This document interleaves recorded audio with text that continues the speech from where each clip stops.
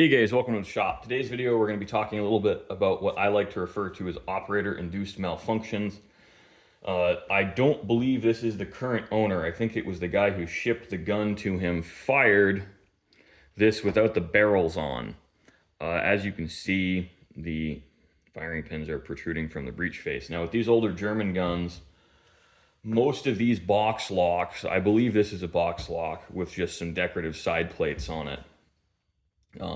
Most of these have the firing pins affixed to the hammer. They're not floating, and they're very, very sensitive to doing this because you will damage the breech face over time doing something quite so incompetent and inept as firing the gun without the barrels attached.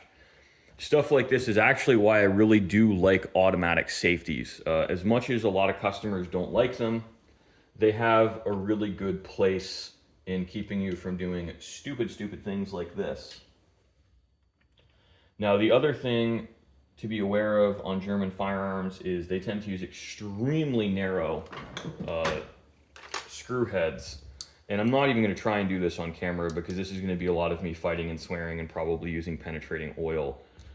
I've learned on German shotguns that don't have damaged screw heads, you're going to have to, excuse my reach, I need to get my penetrating oiler. You're going to have to fight tooth and nail to get the screws out. They put them on extremely tight.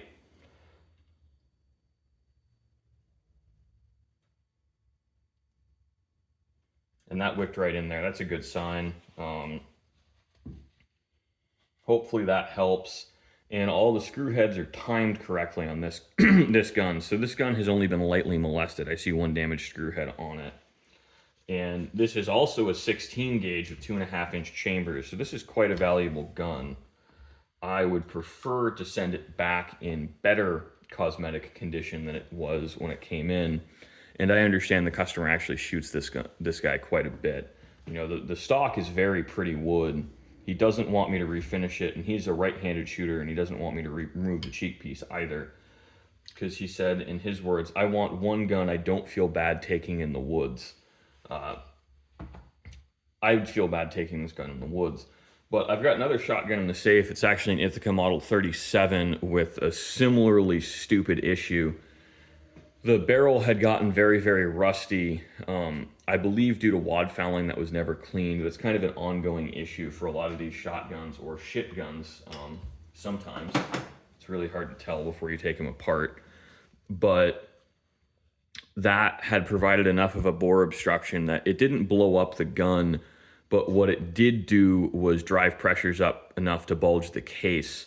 Now, I did test fire it and I checked headspace, so there's nothing damaged on the firearm. Fortunately, with modern shotguns, there's quite a margin of safety when you do stupid things like that.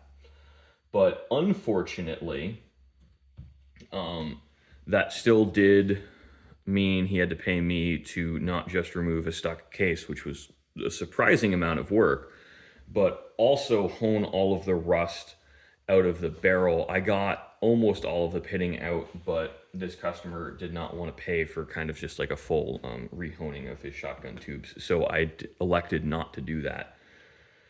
So that's just one of these things to be aware of, like actually cleaning and maintaining your guns and understanding the manual of arms. So you do not do things like firing in over, under, or side by side without the barrel attached, or in general dry firing at all with these guns. Some of the newer shotguns can handle dry firing without issue. By newer shotguns, I'm specifically referring to over-unders and side-by-sides. But the vast majority of them on the market, it is very, very bad for them. If you insist on doing things like that, get snap caps. So thanks for watching, guys. I hope you enjoyed. This is going to be a fun little project. Hopefully I can knock out in about an hour, and we'll see how it goes.